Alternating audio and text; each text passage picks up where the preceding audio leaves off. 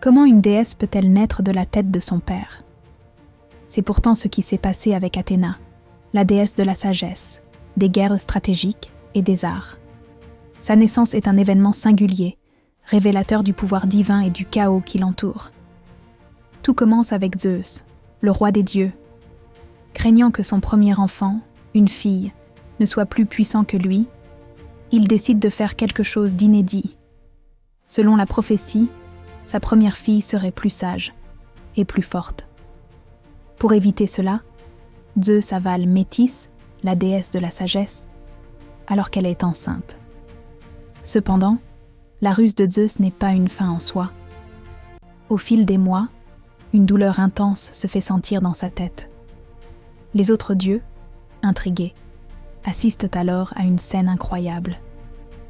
Avec un cri de guerre puissant, Athéna jaillit de son front, entièrement armée et finalement prête à défendre son père contre les dangers du monde. Cette naissance montre que la sagesse et la guerre ne sont pas opposées, mais plutôt complémentaires.